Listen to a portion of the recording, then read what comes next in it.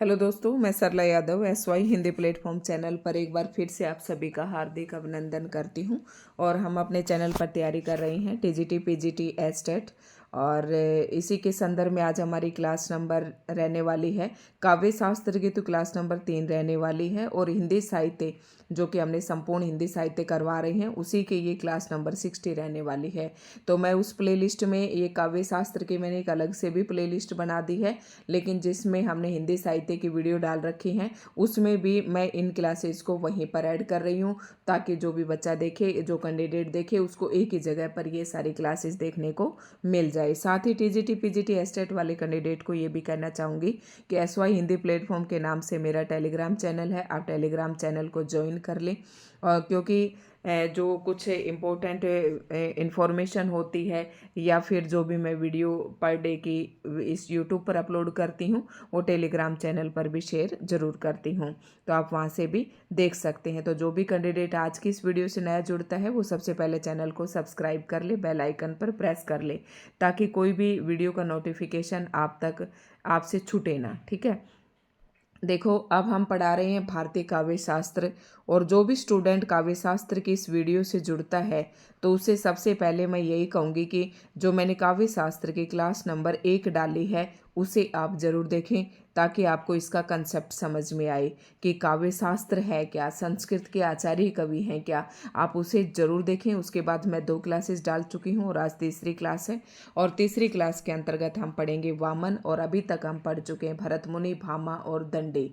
बहुत ही महत्वपूर्ण और काफ़ी क्लासेस थी और काफ़ी अच्छा रिस्पॉन्स आप लोगों की तरफ से मिल रहा है। तो मेरा भी मन कर रहा है कि मैं अच्छी अच्छी वीडियो बनाऊं पूरी तल्लीनता के साथ। तो आज की इस वीडियो की शुरुआत करते हैं। इससे पहले आप वीडियो को एक बार ना लाइक ज़रूर कर दें। वामन, अब वामन का आपको कैसे ध्यान रखना है कि वामन जो है ना, अब हम पढ़ रहे हैं काव्य शास्त्र। और काव्य, एक मिनट में आपको दिखाई देती हूँ। काव्य शास्त्र की हमने शुरुआत की थी और भारतीय काव्य शास्त्र, तो काव्य शास्त्र की परिभाषा बताई, फिर मैंने भारतीय काव्य शास्त्र की परिभाषा बताई, संस्कृत आलोचना के प्रमुख आचार्य क्या हैं ये सब मैंने आपको पढ़ाया। तो संस्कृत आलोचना के कुछ आचार्य हैं ना, उन्होंने ही काव्य शास्त्र नामक ग्रंथ लिखे। तो जो हम अब आचार्य पढ़ रहे हैं ना, जैसे भरत मुनि है, भामा है, दंडी है, ये सब वो संस्कृत के आचार्य हैं जिन्होंने काव्य शास्त्र नामक ग्रंथ लिखे। तो इनके ग्रंथों का नाम अलग अलग है। तो अब हम पढ़ रहे हैं वामन, और यहाँ से पूरा डिटेल ढंग से देखेंगे हम। एक एक पॉइंट आपको ध्यान रखना है, क्योंकि PGT एस्टेट का पेपर जो है इतना आसान नहीं आता है। आसान तो है, अगर आप जो भी आप पढ़ रहे हैं उन सभी बातों को अगर आप ध्यान रखते हैं तो बहुत ही आसान है। अगर ध्यान नहीं रखते हैं, अब देखो वो वाले पेपर नहीं आते हैं कि जैसे पूछ लिया कि फलानी रचना किसकी है, उसके लेखक कौन है, गुणों की संख्या कितनी होती है, अलंकार कितने होते हैं, समास कितने होते हैं। इस टाइप के प्रश्न भाई नहीं पूछे जाते हैं। ठीक है, तो सब्जेक्टिव टाइप के प्रश्न पूछे जाते हैं, बिल्कुल टॉपिक के बीच में से पहुंचकर एग्जामिनर जो है प्रश्न को उठाता है। तो आपको बिल्कुल डिटेल से पढ़ना है। तो मैं शुरुआत करती हूँ बिना टाइम जाया किए हुए। तो यहाँ पर है वामन, चौथा आचार्य हम पढ़ रहे हैं संस्कृत आचार्य, चौथे नंबर का संस्कृत का आचार्य जिन्होंने आलोचनात्मक ग्रंथ लिखा। और इनके ग्रंथ का नाम है यहाँ पर अलंकार सूत्रवर्ती। एक मिनट। तो यहाँ पर आप देखो ये सारे आचार्य पढ़कर अब मैं जो आपको छोटी छोटी वीडियोस देती जाऊंगी पर डे, मतलब 2-4 इम्पोर्टेंट जो टॉपिक हमने पढ़ रखे हैं उनको भी मैं एक बार दोबारा से, जो एग्ज़ाम ओरिएंटेड है उन चीज़ों की वीडियोस में जल्दी जल्दी लेकर आऊँगी। क्योंकि एस्टेट की जो डेट है हमें अभी फरवरी में मिली है, तो बहुत ही ज़्यादा दिन हमारे पास नहीं है, सिर्फ जनवरी ही हमारे पास बीच में मिली है। और ये वीडियो भी मैंने डाल दी थी कि आपके एस्टेट की जो डेट है शायद 7 या 8 है, या 8 या 9 फरवरी है। ठीक है, तो फरवरी में होगा आपका। और तो आप अभी से अपनी तैयारी को जो है ना कंटिन्यू रखें। वामन पढ़ रहे हैं हम। वामन रीति संप्रदाय के प्रवर्तक आचार्य हैं। अब ये जो संस्कृत के आचार्य हैं ना, जैसे कि सबसे पहले जो काव्य शास्त्र था वो भरत मुनि ने नाट्य शास्त्र लिखा था। ठीक है, नाट्य शास्त्र लिखा था। तो नाट्य शास्त्र से अलंकार संप्रदाय को अलग किया किसने? भामा ने किया। तो इसी प्रकार से ना ये सारे अलंकार, रस, ये सब रीति, वक्रोक्ति, ये सब एक के अंदर ही आते थे। लेकिन आगे जो आचार्य है ना, इन्होंने इनके अलग अलग संप्रदाय बना दिए। जैसे रस संप्रदाय अलग बना दिया, अलंकार संप्रदाय है, वक्रोक्ति संप्रदाय है, ठीक है, इस तरीके से रीति संप्रदाय है। तो ये सारे अलग अलग संप्रदाय बने और इन संप्रदाय के अलग अलग प्रवर्तक आचार्य भी हैं। तो आचार्य वामन जो है ना, ये रीति संप्रदाय के प्रवर्तक माने जाते हैं। रीति से आप क्या समझे? रीति का मतलब होता है एक तरह, भरत मुनि ने जो है ना अपने नाट्य शास्त्र में रीति का मतलब प्रवृत्ति से लिया है। रीति का मतलब उस समय जो प्रवृत्ति चली हुई थी। प्रवृत्ति आप समझते हो, जैसे रीति काल के अंदर क्या प्रवृत्ति थी? लक्षण ग्रंथ लिखने की प्रवृत्ति थी। भारतेंदु जी के समकालीन क्या प्रवृत्ति थी? समस्या पूर्ति नाटक, समस्या पूर्ति करने वाली रचनाएं लिखना। ठीक है, इस प्रकार के ना अलग अलग प्रवृत्तियां होती हैं। तो यहाँ पर भरत मुनि ने रीति का मतलब प्रवृत्ति से समझा। तो रीति संप्रदाय के प्रवर्तक आचार्य कौन है? आचार्य वामन है।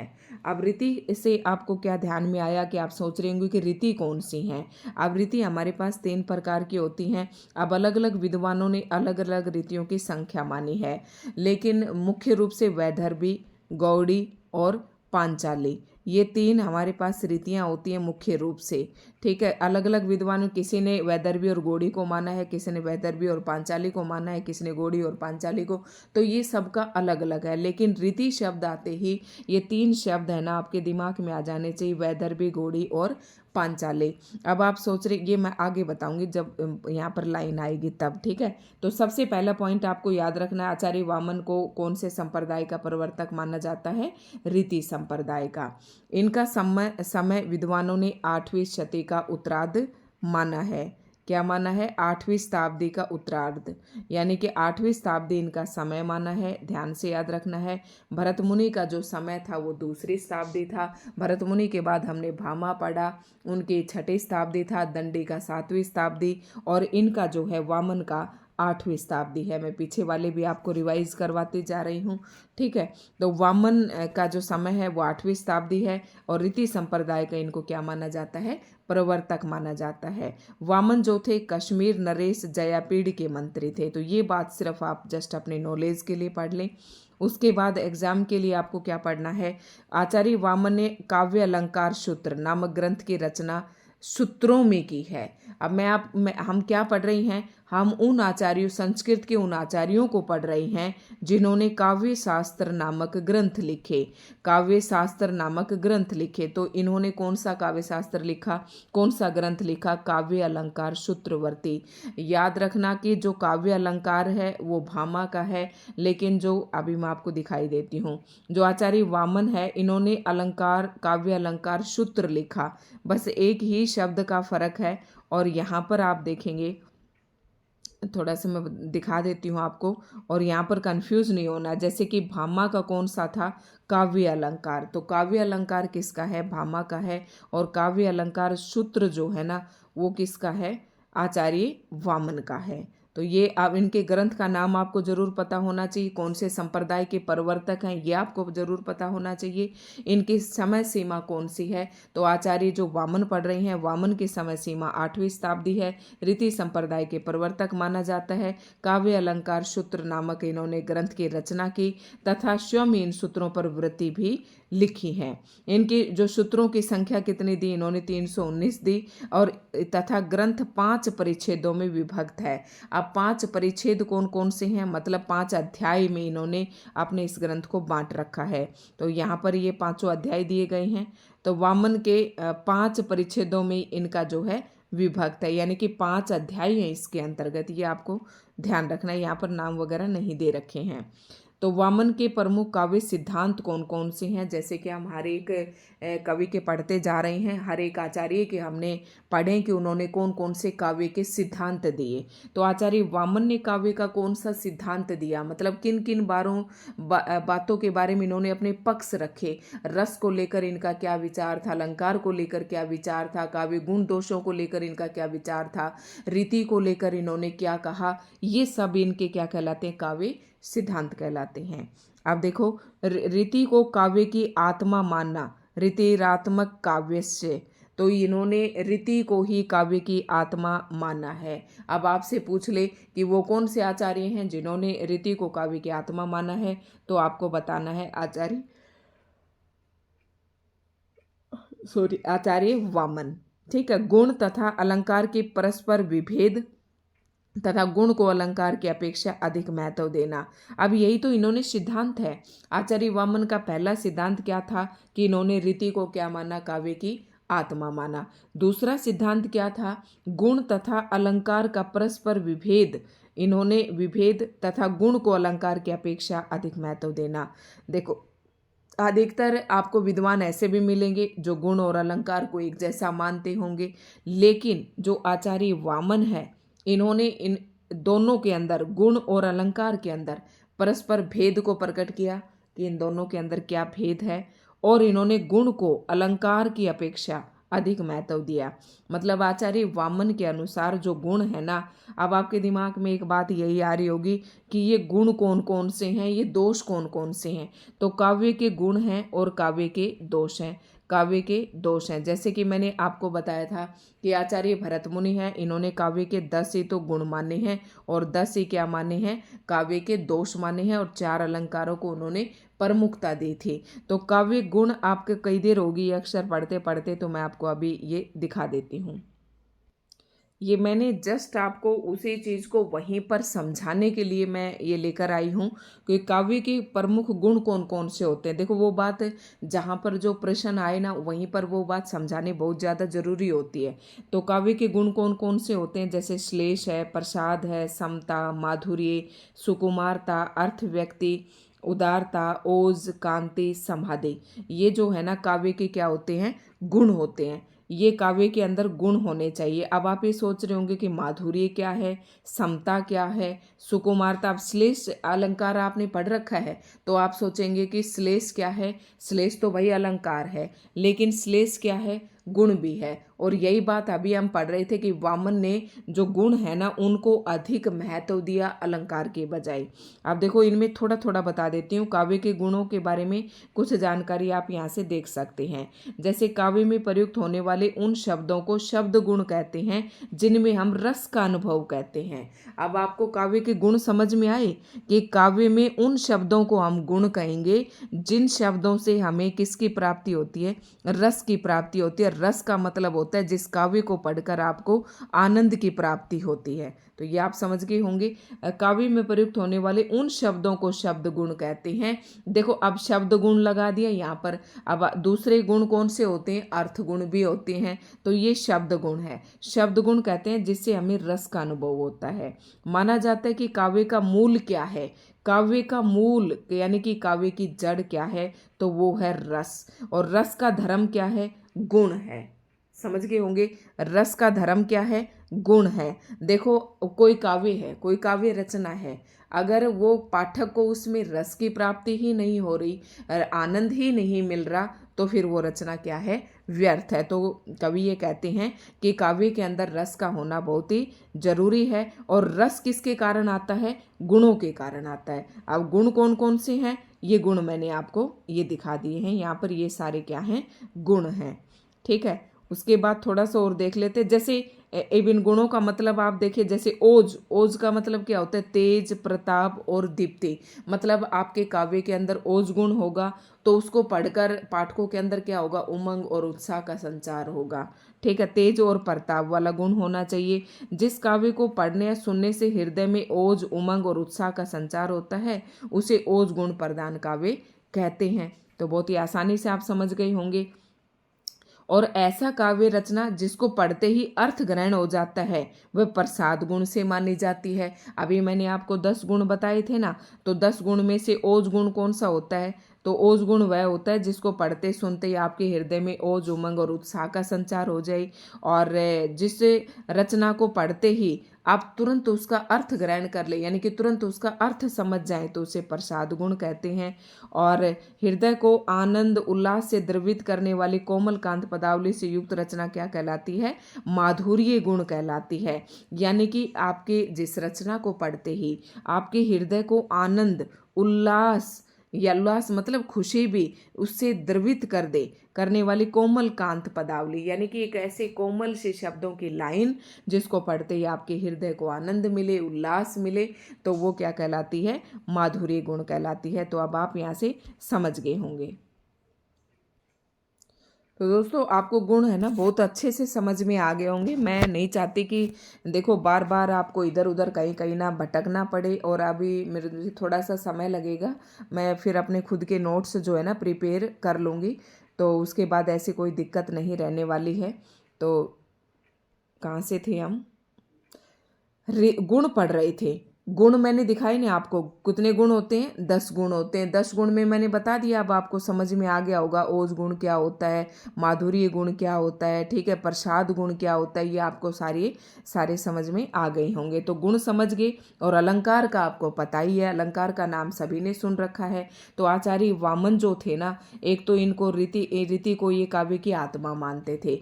दूसरा जो आचार्य वामन है, इन्होंने अलंकार के बजाय गुणों को क्या दिया? अधिक महत्व दिया।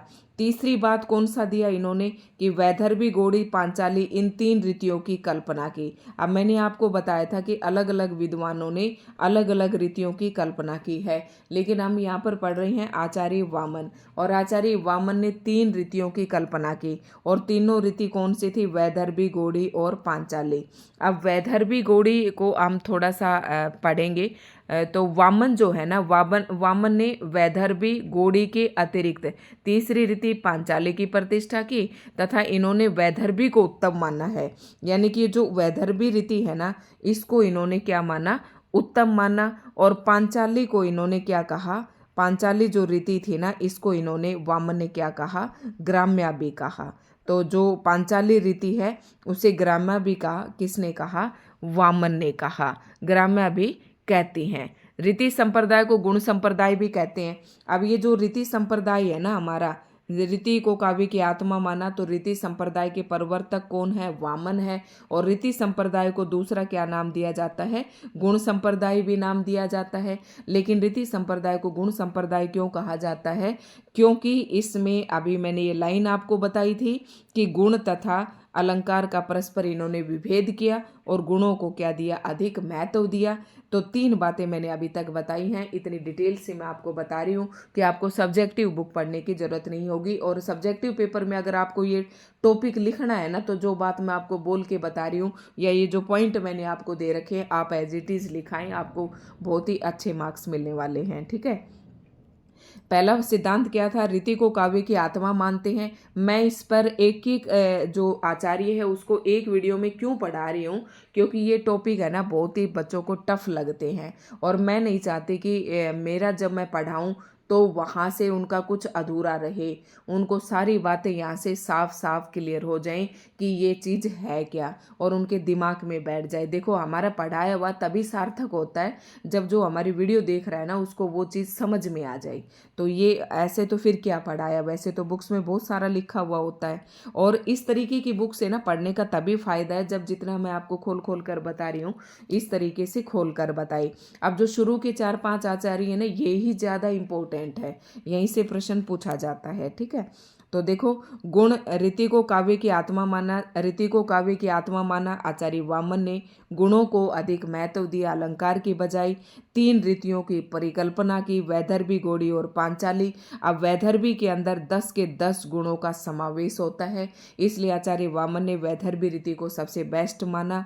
10 प्रकार के गुणों, शब्द तथा अर्थ को उभयगत मानकर, उभयगत होता है जो चीज दोनों में होती है, मतलब शब्द में भी और अर्थ में भी, मानकर 20 प्रकार के गुणों की कल्पना की। अब देखो 10 प्रकार के गुण माने, मतलब 10 गुण तो उन्होंने शब्दगत माने, किसने? आचार्य वामन ने। और 10 गुण माने अर्थगत, यानी कि शब्दों का अर्थ निकालने के बाद। और 10 माने शब्दगत, ठीक है। तो 10 और 10 कितने हो गए? 20 हो गए। तो 20 प्रकार के गुणों की क्या की इन्होंने? कल्पना की। 10 प्रकार के गुणों को उभयगत मानकर, मतलब जो दोनों में है, जो शब्द में भी और अर्थ में भी, ठीक है। वक्रोक्ति को सादृश्य मूलक लक्षणा मानना। अब देखो यहाँ पर इसके लिए ना अब आपको लक्षणा, जो शब्द शक्ति थी, शब्द शक्ति कौन सी थी? अभिधा, लक्षणा और व्यंजना। लक्षणा का नाम पढ़ते ही आपके ध्यान में आ गया होगा, अभिधा, लक्षणा और व्यंजना। अभिधा, लक्षणा, अभिधा शब्द शक्ति कौन सी होती है? जिसको पढ़ते ही आपको उसका अर्थ समझ में आ जाए, जिस काव्य को पढ़ते ही, तो वहाँ अभिधा शब्द शक्ति होती है। और जहाँ लक्षणों के माध्यम से आपको शब्द का अर्थ पता चले, तो वहाँ पर लक्षणा शब्द शक्ति होती है। जैसे कि मोहन तो शेर है, ठीक है। तो मतलब मोहन के अंदर शेर जैसे क्या है? लक्षण है। तो वक्रोक्ति को सादृश्य मूलक लक्षणा ये मानते हैं। तो ये पॉइंट इनसे ज़्यादा ये पूछा नहीं जाएगा, क्योंकि वक्रोक्ति का एक अलग से अपने आप में एक टॉपिक है, लक्षणा का एक अलग से अपने आप में टॉपिक है। लेकिन आचार्य वामन का क्या सिद्धांत है, ये आप याद रखना कि वक्रोक्ति को सादृश्य मूलक लक्षणा मानना और समग्र अर्थ अलंकारों को उपमा का प्रपंच मानना। ये है कि मैंने अलंकार बताए थे, 3 प्रकार के अलंकार होते हैं, शब्दगत अलंकार, अर्थगत अलंकार और उभय अलंकार। तो जो अर्थगत अलंकार है ना, जैसे रूपक है, उपमा है, उत्प्रेक्षा है, तो अर्थ अलंकारों को उपमा का प्रपंच मानते हैं। कहते कि जो ये अर्थ अलंकार है ना, इनमें उपमा का ही खेल है। और उपमा अलंकार को आप किससे पहचानेंगे? जैसे सा, सी, समरूप, समान, ऐसे शब्द आते हैं। जैसे किसी चीज उपमे में उपमान की समानता बताई जाती है इसमें, जैसे चंद्र जैसा मुख, चंद्रमुखी सी, है ना। ऐसे शब्द जहाँ पर आते हैं ना, तो वहाँ पर कौन सा अलंकार होता है? उपमा। तो इन्होंने ये कहा कि जितने भी अर्थ अलंकार है ना, उन सब में केवल उपमा का ही, प्रपंच का मतलब खेल है, नौटंकी है सारी, ठीक है। तो भाई इसमें वीडियो ज़्यादा बड़ी हो जाएगी, मैंने काफ़ी कुछ इसमें आपको बताने की कोशिश की है। और उसमें ना आगे अब आता है उद्भट। अब थोड़े थोड़े हैं, इनमें ज़्यादा डिटेल से नहीं है। तो 2-3 लोगों की मिलकर, आचार्यों की मिलकर हम क्या बना देंगे? एक ही वीडियो बना देंगे। तो उद्भट का भी पढ़ लेते हैं थोड़ा सा इसी वीडियो में। अभी 22 मिनट की हुई है, तो हाँ इतना ही है बस। उद्भट जो है ना, अलंकार से संबंधित आचार्य हैं। अब अगला कौन सा आता है? उद्भट आता है। तो उद्भट के ना कुछ एक बातें आपको ध्यान रखनी है। तो उद्भट ये अलंकार से संबंधित आचार्य, ध्यान रखना। आचार्य वामन जहाँ पर रीति को मानते हैं, वहीं पर उद्भट जो है ना किसके पक्ष में है, किसके संबंध में है? अलंकार से संबंधित आचार्य हैं। इनका समय भी कौन सा है? 8वीं सदी। आचार्य वामन का भी कौन सा था? 8वीं सदी था। तो दोनों सेम ही, एक ही वीडियो में सही है। आचार्य बलदेव उपाध्याय ने इन्हें कश्मीर के राजा जयापीड़ का सभा पंडित, ये तो आप पढ़ लेना, ठीक है। उसके बाद आचार्य उद्भट ने काव्य अलंकार सार संग्रह, अब ध्यान से सुनना। आचार्य जहाँ पर वामन का बताया था मैंने अलंकार, काव्य अलंकार सूत्र बताया था, तो इनका क्या है? काव्य अलंकार सार संग्रह। ध्यान से देखना, भामा का था ओनली काव्य अलंकार और वामन का था अलंकार सूत्र, और इनका क्या है? उद्भट का अलंकार सार संग्रह। तो कंफ्यूज नहीं होना है। नामक ग्रंथ में अलंकारों का आलोचनात्मक एवं वैज्ञानिक ढंग से विवेचन किया। देखो काव्य अलंकार, जैसे कि इनके ग्रंथ के नाम से ही पता चल रहा है, अलंकार सार संग्रह। इन्होंने अलंकारों का आलोचनात्मक एवं वैज्ञानिक ढंग से क्या किया है? विवेचन किया है। तो उद्भट के विशिष्ट सिद्धांत कौन कौन से, अब यहाँ से जल्दी से देख लेते हैं कि उद्भट ने कौन कौन से सिद्धांत दिए। अर्थ भेद से शब्द भेद की कल्पना की, यानी कि जो अर्थ भेद है ना, उसी से इन्होंने शब्द भेद की कल्पना की। श्लेष को सभी अलंकारों में श्रेष्ठ मानते हुए श्लेष के 2 प्रकार, शब्द श्लेष और तथा अर्थ श्लेष की कल्पना तथा दोनों को अर्थ अलंकारों में ही परिणित करना, ठीक है। अर्थ के 2, भाई यहाँ पर आप शब्द, एक शब्द होता है और शब्द का क्या होता है? अर्थ होता है, अर्थ होता है ना। तो अर्थ भेद से इन्होंने क्या की? शब्द की कल्पना की। बहुत ज़्यादा इंपॉर्टेंट पॉइंट नहीं है, श्लेष को, बस ये पॉइंट आप ध्यान से याद रखना, श्लेष को सभी अलंकारों में श्रेष्ठ मानते हैं और श्लेष को दो प्रकार का बताया, शब्द श्लेष तथा अर्थ श्लेष की कल्पना, तथा दोनों को अर्थ अलंकारों में ही परिगणित कर दिया। मतलब इन्होंने श्लेष अलंकार को किसके अंदर, दोनों की कल्पना की, श्लेष अलंकार को श्रेष्ठ माना, ध्यान से सुना इस पॉइंट को, श्लेष अलंकार को सबसे श्रेष्ठ माना। फिर इन्होंने श्लेष अलंकार के दो भेद कर दिए, शब्द श्लेष और अर्थ श्लेष, इन दोनों की कल्पना की और दोनों को किसके अंदर डाल दिया, अर्थ अलंकार के अंदर डाल दिया। ठीक है, शब्द श्लेष और अर्थ श्लेष दोनों ही अलंकारों को किसके अंदर डाल दिया, अर्थ अलंकार के अंदर।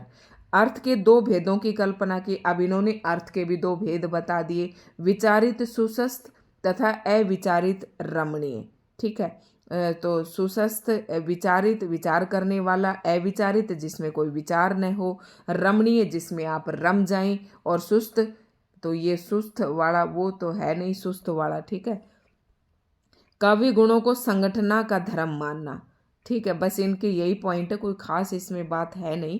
तो दोस्तों आज की इस वीडियो में इतना ही। तो आप ये जो है ना आचार्य वामन बड़ा ही मस्त है, इनसे प्रश्न पूछे जाते हैं, तो इन्हें आप अच्छे से कर लें और कमेंट करके ज़रूर बताएं आपको वीडियो कैसी लगी। धन्यवाद।